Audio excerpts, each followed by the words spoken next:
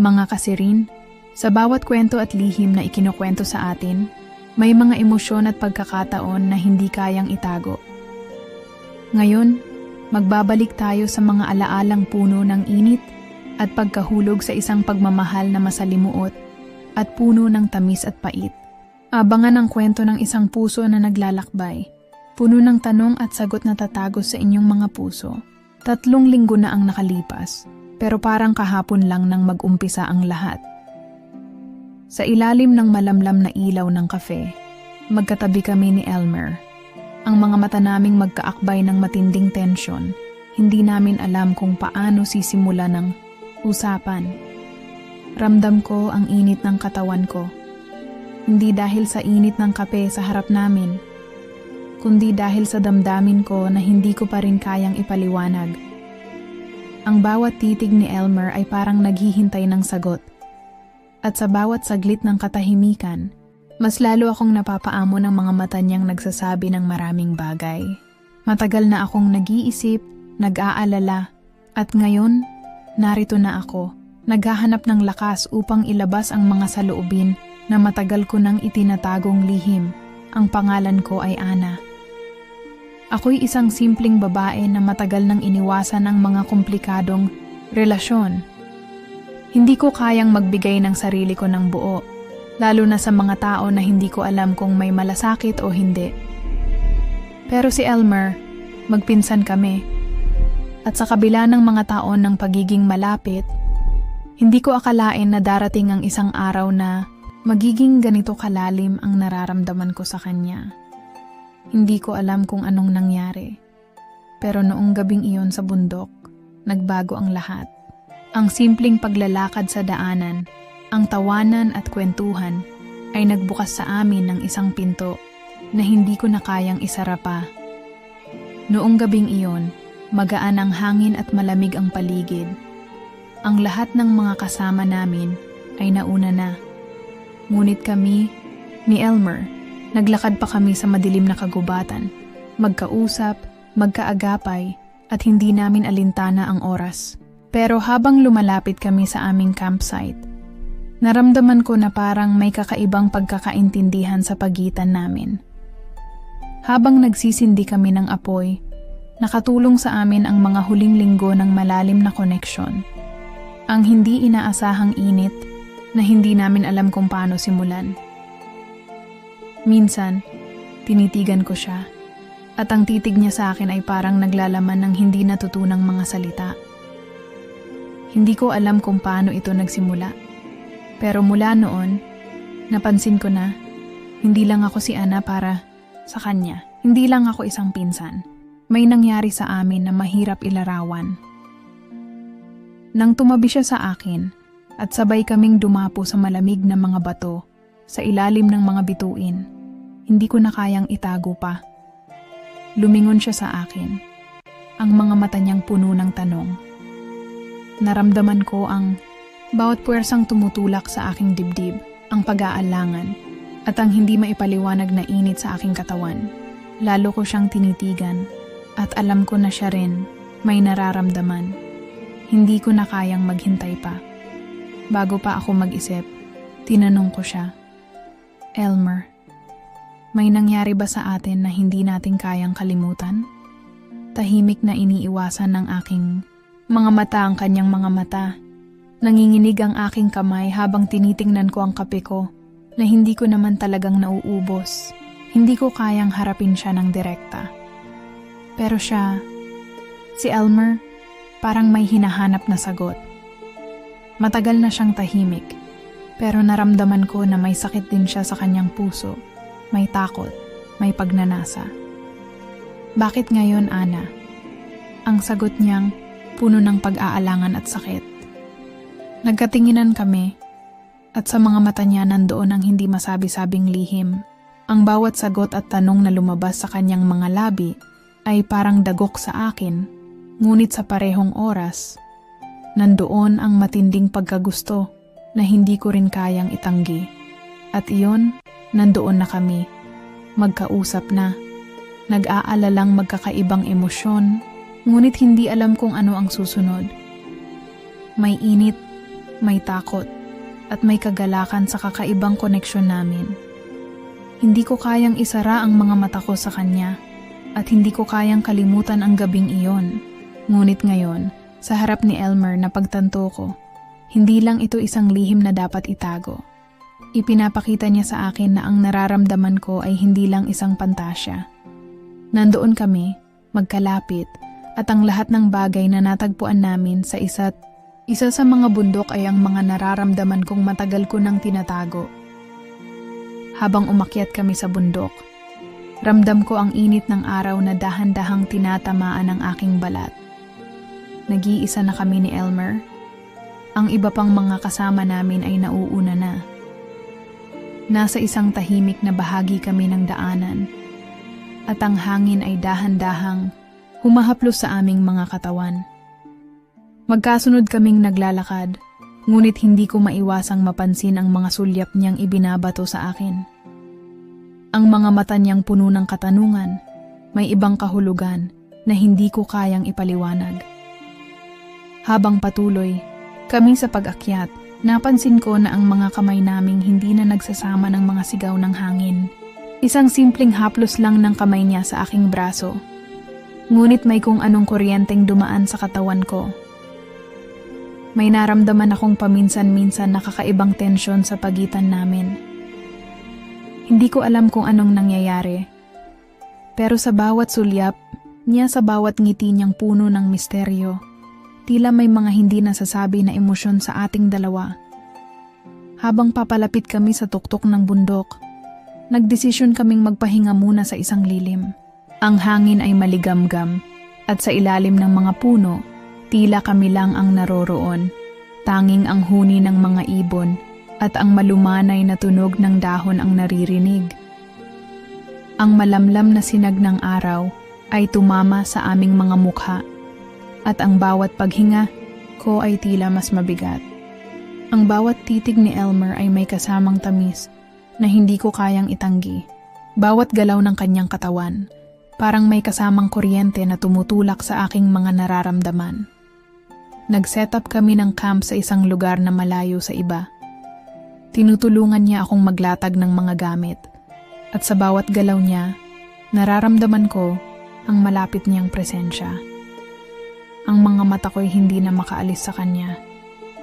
Minsan, habang tinitingnan ko siya, tila naglalakbay ang aking isipan sa mga hindi nasabi, sa mga hindi pa napapansin na emosyon. At doon sa ilalim ng kumukutitap na mga bituin, nagsimula kaming magkwentuhan, magtawanan at mag-inuman. Pero hindi ko alam kung anong nangyari, parang ang usapan namin ay hindi na basta mga saloobin lang. Habang ang oras ay dumadaan, nararamdaman ko na mas lalalim ang koneksyon namin. Napansin ko na mas tumagal ang mga sulyap niya sa aking labi. Ang mga mata niya, puno ng hindi masasabing nararamdaman. At ako, hindi ko na kayang magpigil. Tumingin ako sa kanyang mga mata at hindi ko na kayang ikubli pa ang nararamdaman ko. May kuryente, may init, at may pananabik. Hindi ko na kayang magtago. At sa mga sandaling iyon, ang lahat ng takot, ang lahat ng pag-aalinlangan ay nawalan ng saysay. Hindi ko na kayang patagilid pa. Bago ko pa ma-realize, naramdaman ko na ang labi niya sa aking mga labi. Isang dahan-dahang halik na parang naglalaman ng lahat ng nararamdaman namin. Hindi ko alam kung paano nagsimula. Pero ang bawat sensasyon ng aming mga labi na nagsama ay nagdala sa amin sa isang mundo ng matinding init. Hindi ko alam kung anong nangyari. Pero sa mga oras na yon, hindi ko na iniisip kung ano ang tama o mali. Tinutulungan ko siya sa paghugot ng hininga. Ang puso ko ay mabilis na tumitibok habang patuloy na lumalalim ang aming halik. At sa mga susunod na segundo, wala na akong pakialam kung anong klaseng relasyon ang meron kami. Nawala ang lahat ng mga hadlang, ang mga alalahanin. Tanging ang katawan at mga damdamin ang namayani sa amin. Ibinukas ko ang aking mga mata at nakita ko siya. ang init sa kanyang mga mata, ang pagnanasa na hindi kayang pigilin. At doon, sa ilalim ng malamlam na buwan at mga bituin, hindi na kami magpinsan. Nagbago ang lahat at naging kami lang dalawa, puno ng init at pagnanasa. Hindi ko na matandaan ang mga detalye ng mga sumunod na pangyayari. Pero ang nararamdaman ko noong gabing iyon, ang bawat galak, ang bawat halakhak, at ang bawat haplos ng katawan ay maghahatid sa akin ng alaala na matagal ko nang tinatago. At sa pagdapo ng aking katawan sa kanya, sa katawan niyang naglalaban sa kanyang sariling emosyon, nagtakda kami ng isang hatingabi na magpapabago sa amin magpakailanman. Nasa harap ko si Elmer at ramdam ko ang bawat tibok ng puso ko na parang lumalakas habang hinihintay ang kanyang reaksyon. Ang mga salitang binitiwan ko kanina, ang confession na matagal ko nang itinatago, ay tila naging mabigat sa hangin sa pagitan namin. Hindi ko kayang tumingin sa kanyang mga mata ng diretsyo, kaya't ang mga kamay ko ang tinitignan ko, nanginginig. Ang mga labi ko na kanina lang ay nagpapakawala ng mga salitang puno ng emosyon, ngayon ay nanatiling nakapikit, nag-aalangan kung anong susunod na mangyayari.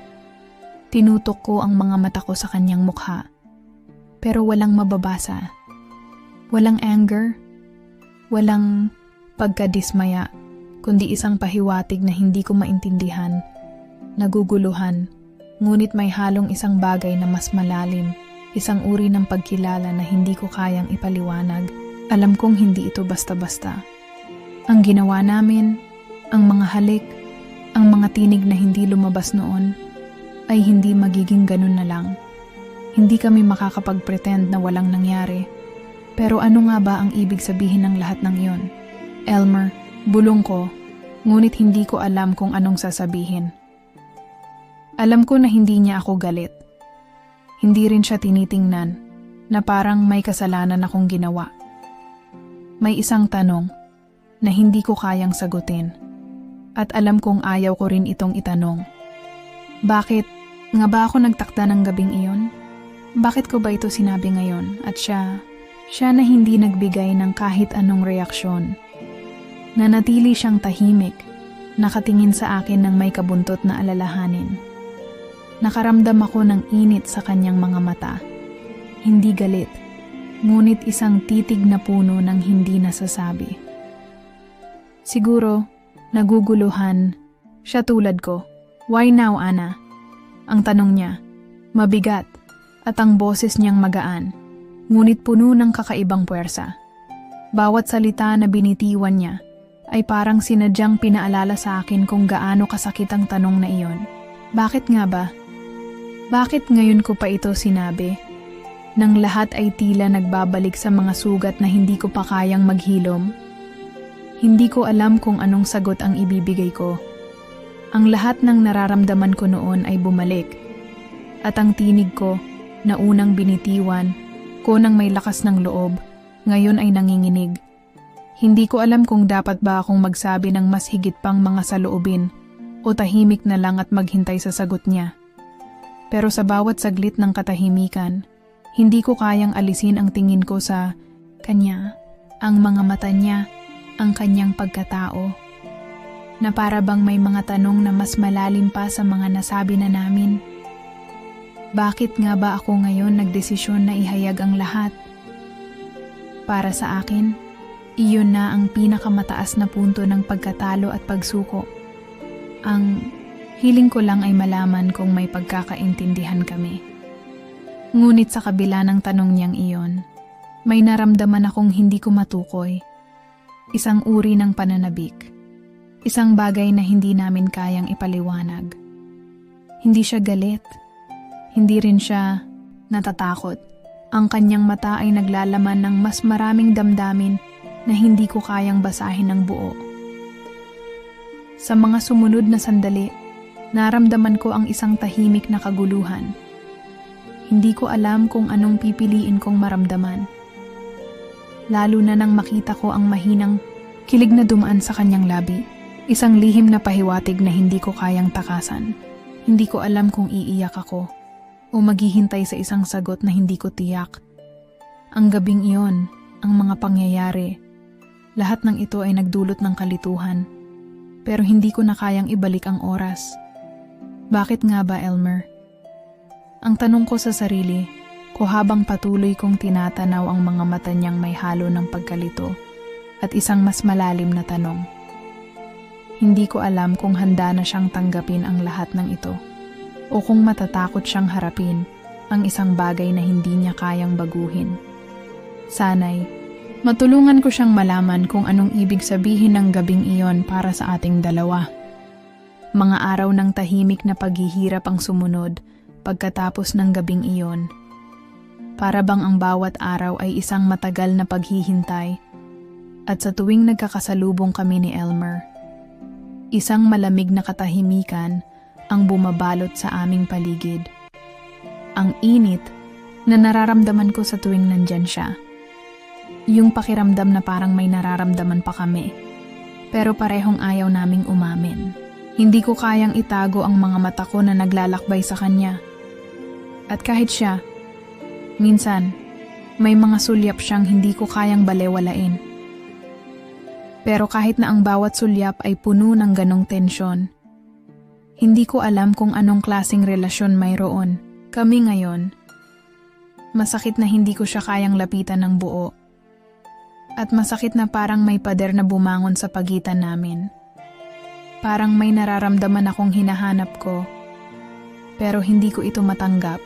Ang unang pagkakataon na nahulog kami sa isa't isa, na para bang kami lang dalawa ang umiiral, ay natapos na at naiwan kami sa isang sitwasyon na walang makatarungang sagot. Lalo na sa mga family gatherings, hindi namin kayang magtama ng mata. Laging may pangunawang hindi namin kayang sabihin. Alam kong nararamdaman din niya ang pagkakaiba ng aming sitwasyon. At sa bawat pagkakataon na nagkakasalubong kami, ang mga mata ko ay palaging nagtatago ng isang lihim na ayaw kong ipakita sa lahat. Sa bawat maliit na galak na dala ng bawat pagdapo ng tingin namin, naaalala ko kung paano siya humaplos sa akin noon. At ang init ng katawan niya nang magkasama kami sa dilim. Hindi ko alam kung anong nangyari sa amin. Hindi ko alam kung anong ibig sabihin ng mga halik na iyon o ng bawat dantay ng kamay niyang may kabuntot na damdamin na tumagos sa aking pagkatao. Pero alam ko na ang gabing iyon ay hindi basta-basta. Alam ko na may isang bagay na nagbago sa amin, isang bagay na hindi kayang alisin ng kahit anong daloy ng oras. Ang mga pagkakasalubong namin na walang salita, ang mga sulyap na tanging kami lang ang nakakaalam, ay nagiging masakit habang lumilipas ang mga araw. Sa bawat galak ng pamilya, sa bawat tawanan at kwentuhan, may isang gilid na nananatili sa amin na hindi matanggal. Parang kami ay nagtatago ng isang lihim na hindi kayang isiwalat. At kahit kami na lang ang nakakaramdam nito, ang bigat ay tulad ng mga mabigat na alon na hindi kayang pigilan.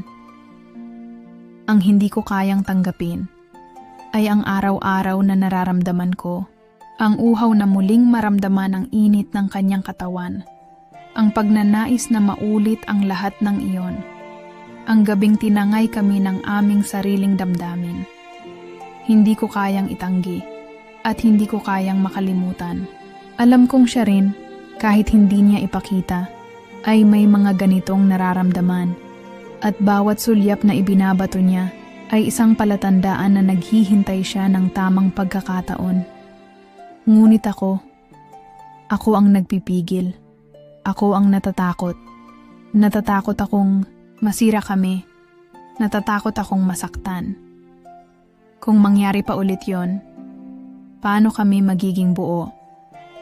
Paano kami tatagal sa gitna ng lahat ng ito? Sa bawat araw na lumilipas, nagiging mas mahirap na magtago. Lahat ng tanong, lahat ng nais na mangyari, ay nagiging mas malabo. Pero hindi ko kayang tanggalin ang init na nararamdaman ko tuwing magkasama kami sa isang silid o sa tuwing magkasalubong ang aming mga mata. Ang mga alingaw-ngaw ng gabi ng aming pagtatalik ay parang patuloy na umaabot sa bawat araw. At kahit anong pilit kong gawing normal ang lahat, ang kislap ng init na iyon ay patuloy na naglalakbay sa aming mga katawan, madilim na ang buong kwarto, at tanging ang banayad na liwanag mula sa buwan ang pumapailan lang sa mga ulap at dahan-dahang sumisilip sa bintana. Nakahiga ako, hindi mapakali. Ang katawan ko ay puno ng init na parang hindi nawawala. Ang mga alaala ng gabing iyon, ang gabing magkasama kami ni Elmer, ay patuloy na umiikot sa aking isipan. Hindi ko siya matanggal sa aking mga pangarap, kahit napilit ko siyang itinataboy. Ang katawan ko ay patuloy na nararamdaman ang bawat galaw niya, ang bawat dantay ng kanyang kamay, na tila nagsisilibing alon sa dagat ng aking puso. Gusto ko sanang sabihing isang pagkakamali lang iyon. Isang sandaling nagpadala kami sa aming mga damdamin at wala na. Ngunit bakit parang mas lumalalim pa ang nararamdaman ko? Kung sa bagay ang katawan ko hindi kayang magsinungaling. Ang mga haplos niya, ang mga halik na nagpasiko sa akin ng isang init na hindi ko kayang itanggi. Hindi ko kayang itago ang alingawngaw ng kanyang pangalan sa aking mga labi. At ang pagmumuni-muni ko sa mga salitang iniwasan kong harapin. Habang nakahiga, tinatanong ko ang sarili ko. Ano kaya ang nararamdaman niya?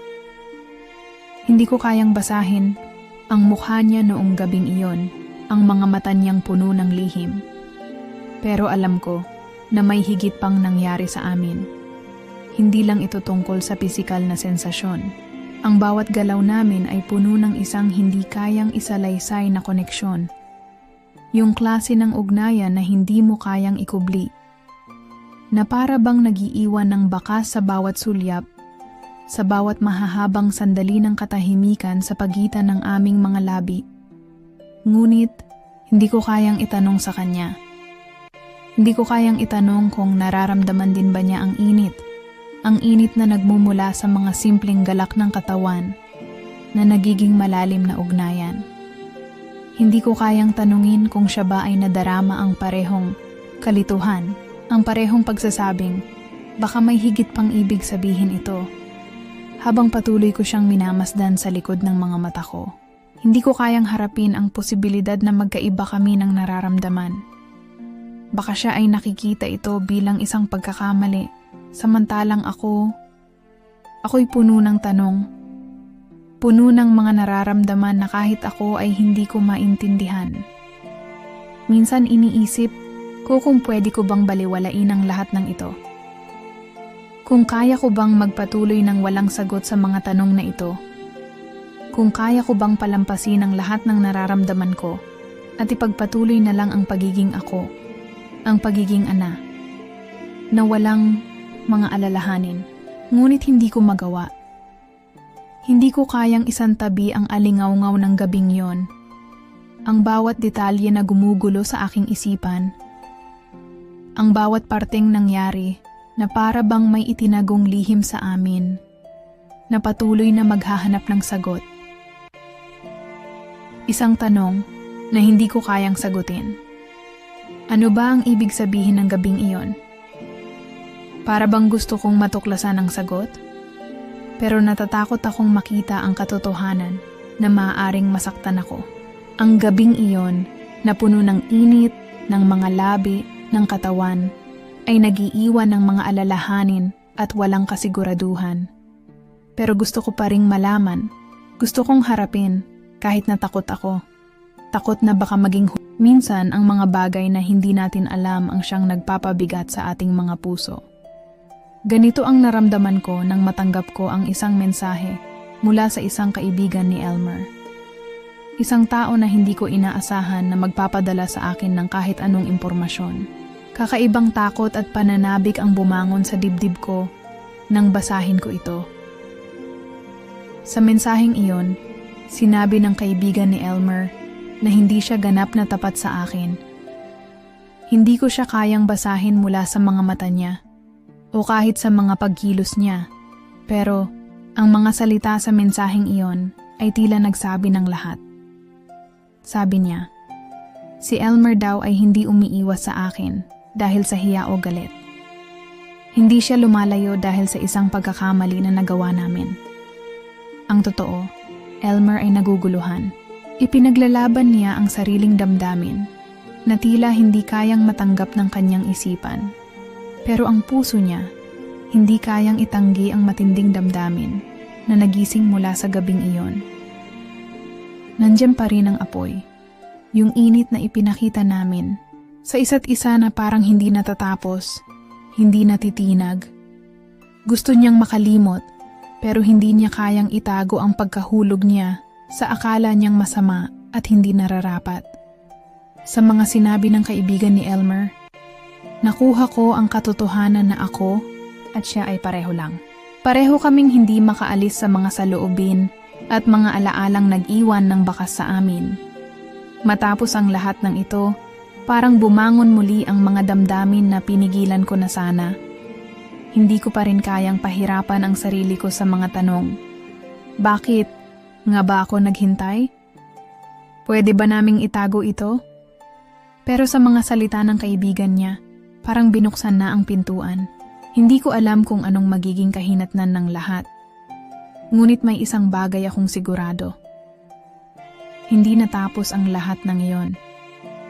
At hindi ko kayang magpanggap na wala ang mga nararamdaman ko. Naalala ko ang gabing iyon.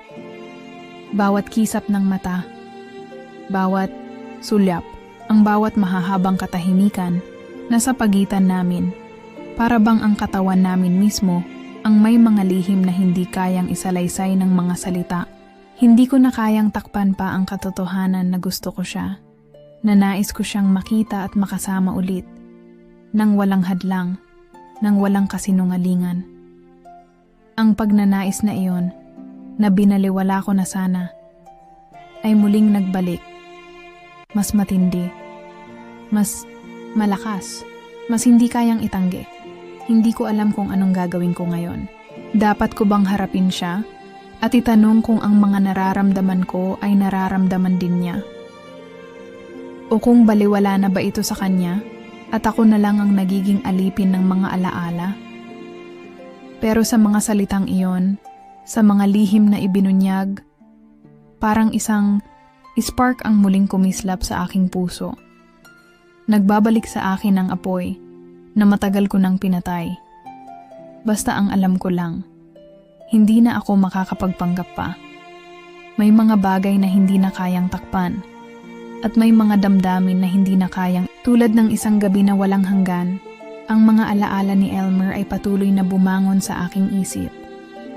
Hindi ko na kayang magtakip ng mata at magpanggap na lahat ng iyon ay isang pagkakamali.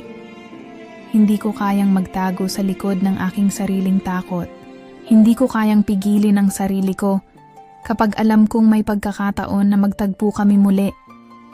At ngayon, nararamdaman kong oras na. Oras na para harapin ang katotohanan, harapin ang init na hindi nawawala, at sa wakas, aminin kung ano nga ba ang nararamdaman ko.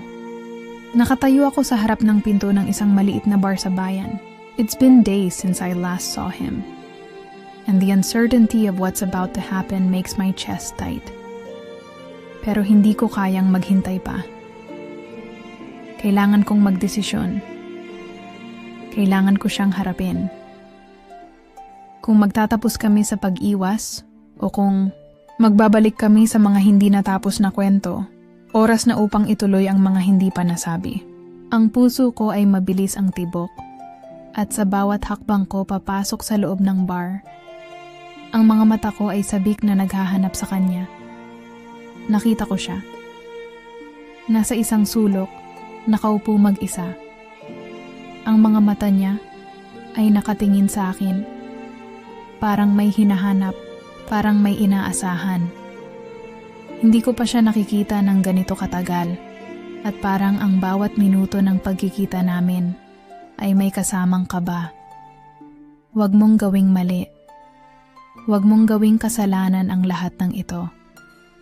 Pati ang hangin sa paligid namin ay tila nagiging mabigat habang palapit ako. Walang masabi, pero sa bawat sulyap namin sa isa't isa, alam naming hindi na ito basta-basta.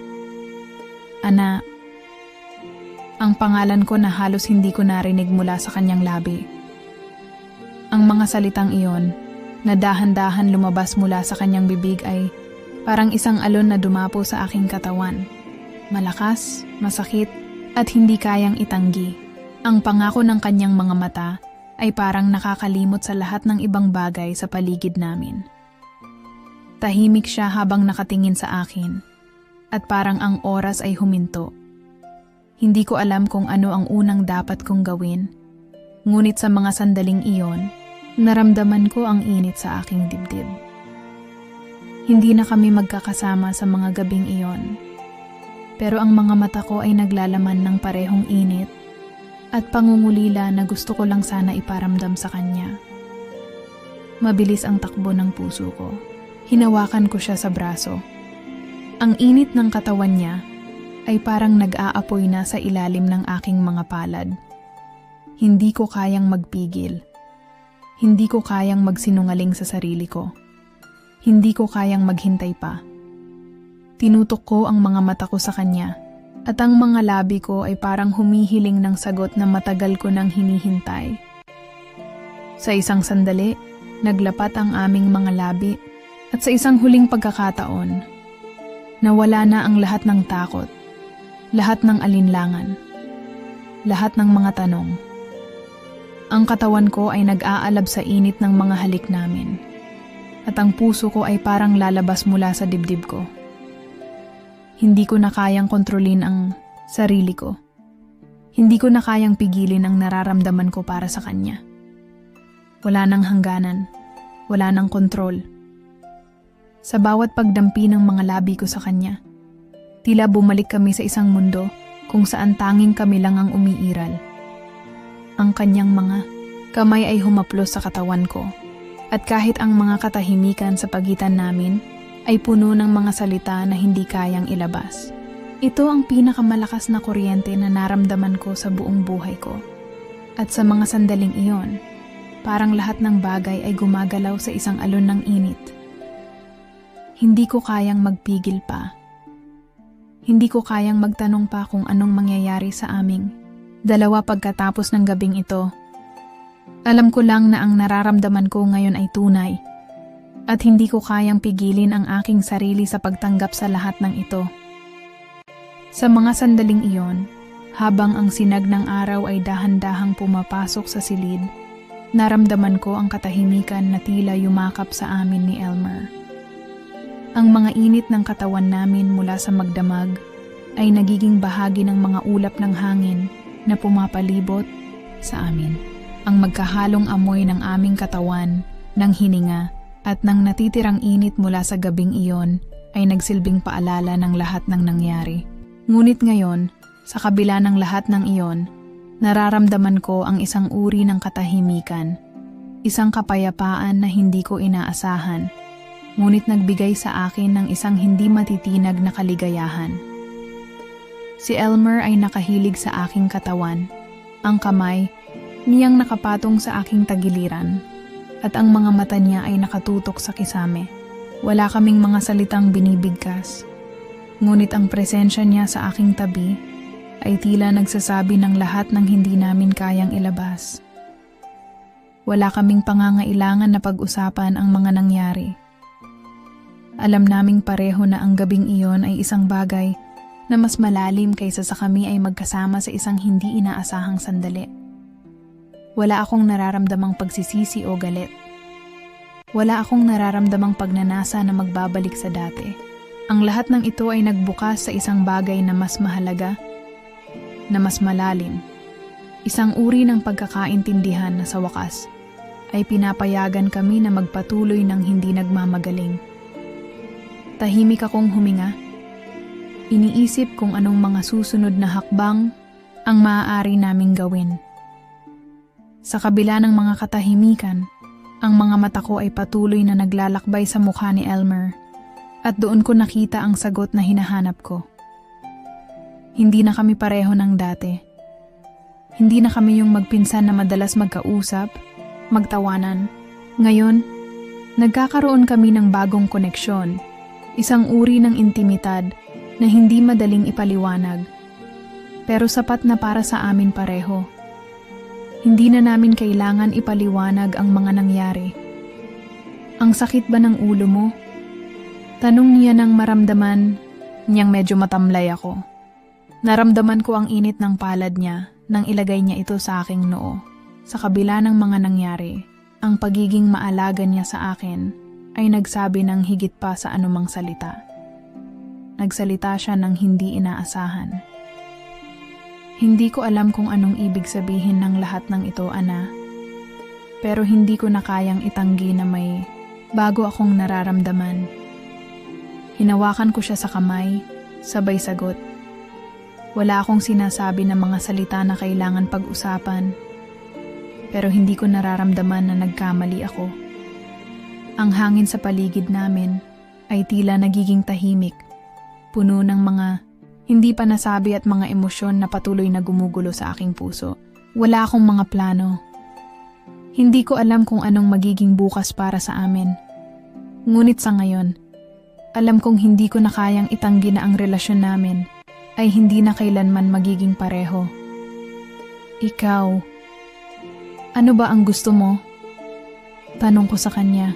Ang tinig ko ay mahina, puno ng pagdududa at takot. Hindi ko alam kung paano ang mga susunod na hakbang, ngunit alam kong ang hinahanap ko ay hindi isang sagot, kundi ang pag-unawa sa mga desisyon namin pareho. Hindi ko alam kung anong mangyayari sa amin, pero sigurado ako na wala kaming regrets. Si Elmer ay tumingin sa aking mga mata, at mula sa kanyang mga mata, naramdaman ko ang parehong kaguluhan. Ngunit may halong pag-asa. Mayroong isang katahimikan sa pagitan namin na nagbigay daan sa isang hindi direktang kasunduan na anuman ang mangyari, ang pagkakaroon ng bawat isa sa ating buhay ay nagsilbing sagot sa mga tanong na hindi namin kayang ipaliwanag. Ngunit sa mga sandaling iyon, ang kailangan ko lang ay ang yakap ni Elmer. Sa kabila ng lahat ng pagkabahala at pangamba, sa kabila ng lahat ng emosyon na naglalaban sa aking dibdib, naramdaman ko na sa kanya ko lang mahahanap ang isang lugar na wala akong kailangang patunayan. Wala na akong dapat baguhin. Kami ay nandyan lang para sa isa't isa. At sa ngayon, iyon na ang pinakamahalaga. Habang nakaupo ako sa tabi ng bintana, tinitingnan ang pagsikat ng araw sa mga bundok, naiisip ko lahat ng nangyari. Ang mga sandaling iyon kay Elmer, matindi, magulo, at puno ng kasamahan at emosyon, ay hindi ko malilimutan. Pero sa kabila ng lahat ng iyon, alam kong marami akong natutunan, hindi lang tungkol sa kanya, kundi pati na rin sa sarili ko. Nakita ko kung gaano kalalim ang pagkakakilala ko sa sarili ko sa pamamagitan ng relasyon namin. Nalaman ko kung ano ang mga bagay na hindi ko pa kayang tanggapin at kung ano ang mga bagay na kayang maging magulo at paunti-unti ay maging mas magaan. Habang tinitingnan ko ang mga bundok sa harap ko, parang nakikita ko ang lahat ng aking pinagdaanan, ang bawat hakbang, ang bawat desisyon, ang bawat damdamin. Gaya ng mga bundok na matibay at hindi basta-basta matitinag, ganun din ako ngayon.